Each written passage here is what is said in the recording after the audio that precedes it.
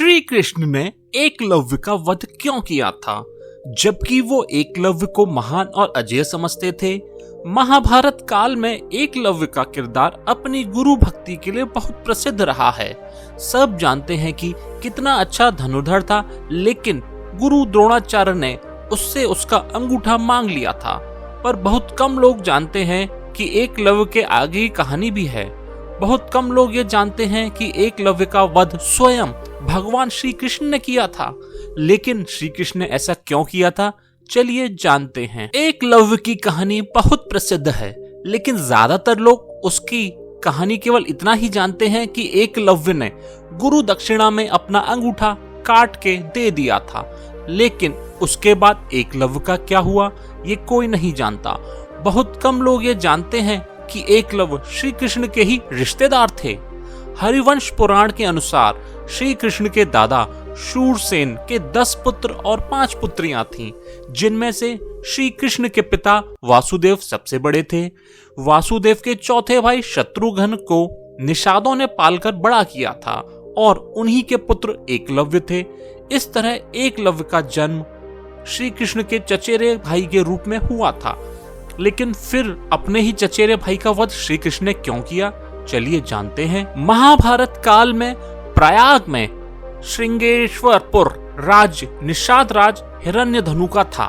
हिरण्यधनु की मृत्यु के बाद एकलव्य को वहां का राजा बनाया गया। एकलव्य के राजा बनने से पहले ही उनकी अंगूठे काटने वाली घटना हो चुकी थी। विष्णु पुराण और हरिवंश पुराण के अनुसार एकलव्य अपनी विस्तारवादी सोच के चलते न केवल नकली श्री कृष्ण के दुश्मन पौंड्रक का साथ दिया था, बल्कि जरासंध से भी जा मिला था।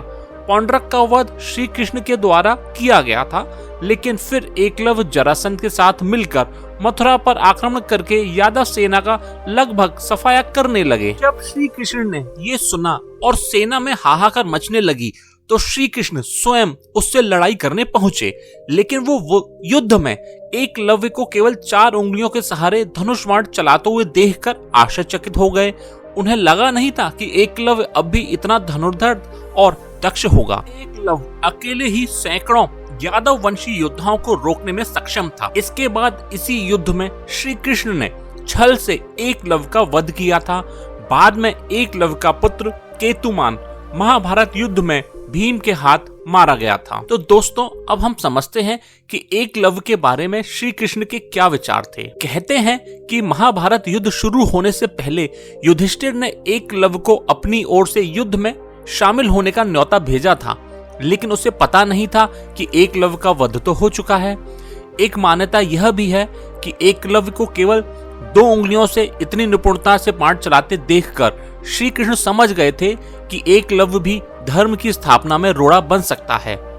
इसीलिए उन्होंने उसके वध का निश्चय किया। मथुरा के युद्ध में एकलव्य ने श्री कृष्ण के पुत्र प्रद्युम्न पर आक्रमण किया था। तब श्री कृष्ण ने उसे ललकारा और एक भारी शिला से उसका वध कर दिया। वैसे श्री कृष्ण ने अर्जुन के प्रति अपना समर्थन और पक्ष सिद्ध करने के लिए कई ऐसे वीरों को राजनीतिक तरीके से और छल पूर्वक रास्ते से हटाया था, और उन्होंने यह बात मानी भी कि अर्जुन के प्रति उनका स्नेह बाकियों से बहुत अधिक है। महाभारत के द्रोण पर्व के 180वें अध्याय के श्लोक 32 में श्री कृष्ण कहते हैं, मगध राज जरासंध महामनस्वी चेदी राज शिशुपाल और निषाद जातीय महाबाहु एकलव्य, इन सबको मैंने ही तुम्हारे हित के लिए विभिन्न उपायों द्वारा एक एक करके मार डाला है।